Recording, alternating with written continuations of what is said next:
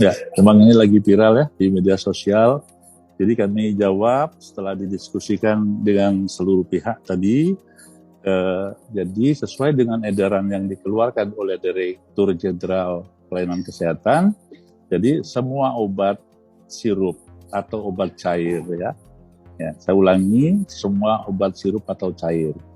Maaf ya, bukan hanya paracetamol.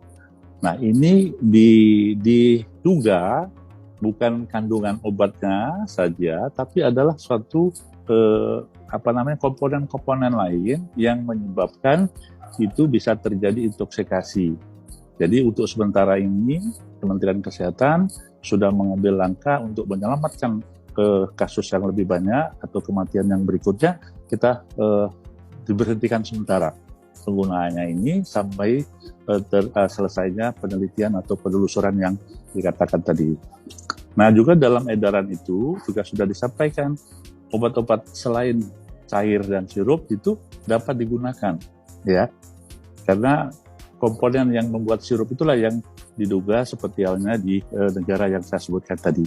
Jadi silakan nanti para dokter, tenaga kesehatan bisa menggunakan ya obat penurun panas, ada yang bersifat tablet, ada yang bisa dimasukkan melalui anal atau suppositoria dan melalui injeksi.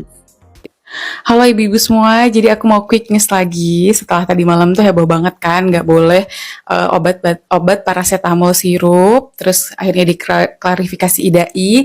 Tapi pagi ini ternyata ada edaran untuk semua obat yang berbentuk sirup untuk tidak digunakan dulu ya, tidak diresepkan, dan juga apotek tidak menjual obat bebas atau bebas terbatas dalam bentuk sirup kepada masyarakat. Jadi ini kaitannya dengan kejadian AKI atau acute kidney injury atau gagal ginjal pada anak yang penyebabnya belum diketahui itu yang terus meningkat ya.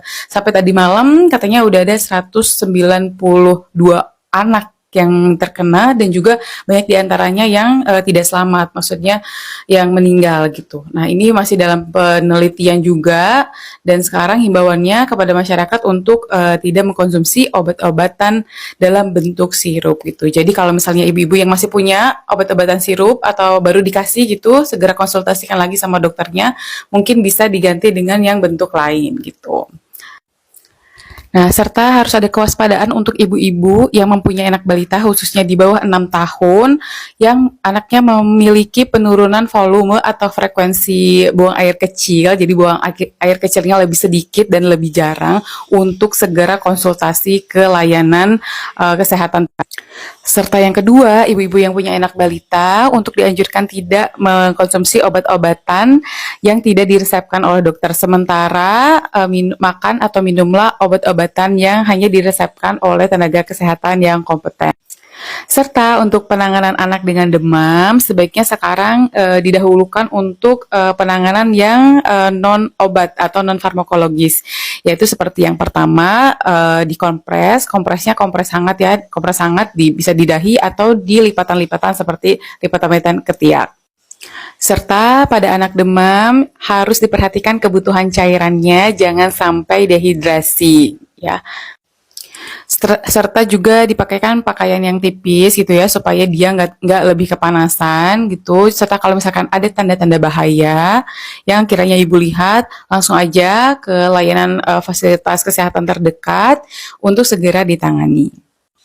Untuk ibu-ibu semua, nggak usah panik, tapi kita tetap waspada, kita harus memperhatikan, terutama itu tadi ya, pipis anak kita harus kita perhatikan, dan juga konsumsi makanan, minuman. Tips meredakan demam bila sirup paracetamol belum tersedia. Halo, selamat siang, berjumpa lagi dengan Dr. Kristiawan, spesialis THT. Hari ini Rabu, tanggal 19 Oktober 2022. Kami sebagai tenaga kesehatan di fasilitas pelayanan kesehatan dan juga apotik-apotik di seluruh Indonesia mendapat surat edaran dari Kementerian Kesehatan bahwa untuk sementara tidak boleh meresepkan obat-obatan dalam bentuk cair atau sirup, termasuk apotik tidak boleh menjual obat-obatan dalam bentuk sirup. Nah ini kan tentu akan membingungkan Bapak Ibu ya.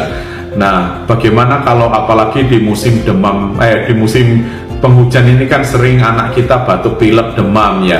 Nah, saya mau membagi tips sedikit bagaimana kita meredakan demam secara alamiah.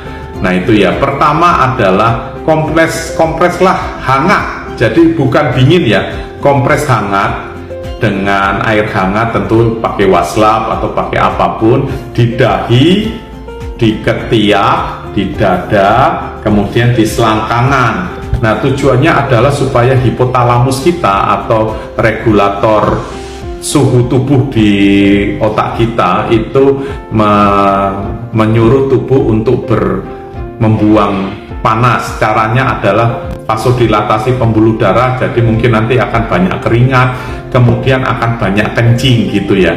Nah, dengan dikompres hangat supaya tadi termoregulator di tubuh kita membuang panas. Nah, yang kedua tentunya Bapak Ibu harus minum banyak, anaknya harus minum banyak supaya membantu ginjal juga membuang suhu tubuh yang panas itu melalui urin.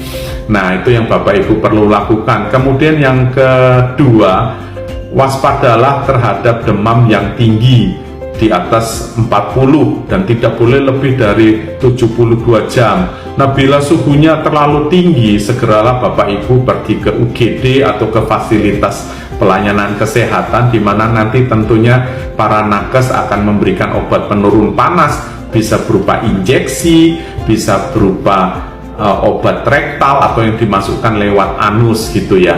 Nah, mudah-mudahan ini membuat Bapak Ibu tenang bagaimana cara menurunkan demam pada anak Bapak Ibu yang kebetulan karena musim perubahan pancaroba ini mengalami sakit ya. Nggak usah perlu khawatir, mudah-mudahan dalam waktu dekat ini penyebab dari gagal ginjal akut misterius yang sedang marak ini bisa segera berlalu begitu ya. Semoga bermanfaat, tetap sehat. Maaf ya, baru mau balas-balas lagi karena dari tadi ada beberapa kesibukan. Nah, jadi dari tadi tuh banyak yang nanya kenapa cuma sirup, kalau yang tablet kenapa enggak, dan kenapa baru sekarang, enggak dari kemarin-kemarin gitu ya. Nah, jadi sebetulnya gini, yang jadi masalahnya itu bukan zat aktifnya. Dalam hal ini misalnya sirup paracetamol, yang masalahnya bukan paracetamolnya atau sirup-sirup yang lain. Yang masalahnya itu bukan zat aktifnya. Zat aktifnya fine-fine aja, udah uji klinisnya aman, nggak ada masalah. Kalau kita ngomongin paracetamol tuh obatnya yang aman, bener-bener aman banget. Nah, tapi kalau kita ngomongin sediaan sirup gitu, kayak gimana formulasinya, itu kan suka ditambahin bahan-bahan tambahan. Nah, bahan tambahannya ini yang diduga tercemar. Nah, contoh dalam kasus ini, diduga kan tercemar etilen glikol atau dietilen glikol. Nah, sebetulnya kalau di farmasi bisa nggak sih dipakai etilen glikol atau dietilen glikol? Jawabannya emang enggak, kita itu nggak pakai dietilen glikol. Aku selama kuliah dulu nggak pernah diajarin pakai eksipien etilen glikol atau dietilen glikol buat bikin obat. Nah, kayak contoh misalnya kita ngambil contohnya di Panama ya, yang dulu pernah terjadi di Panama gitu. Kalau di Indonesia kita nggak tahu karena kan statement dari BPOM-nya belum ada, investigasinya belum selesai. Nah, kebetulan ya, kalau kita bikin sediaan cair terutama sirup, kadang suka ditambah eksipien gliserin. Nah, gliserin kebetulan secara fisiknya itu mirip dengan etilen glikol dan dietilen glikol. Nah, kalau yang terjadi di Panama itu, dulu sempat ada pemalsuan gliserin. Jadi gliserinnya dipalsukan, isinya ternyata etilen glikol dan dietilen glikol. Akhirnya tercemar lah itu produknya. Jadi yang masalah bukan zat aktifnya ya, tapi eksipien ini nih, atau senyawa ini nih, cemarannya. Atau nanti ada senyawa yang lain, misalnya propilen glikol. Tapi propilen glikol sih lebih umum dipakai buat sediaan semisolid, dan dia juga relatif aman. Oke gitu, maaf berisik, lagi di jalan.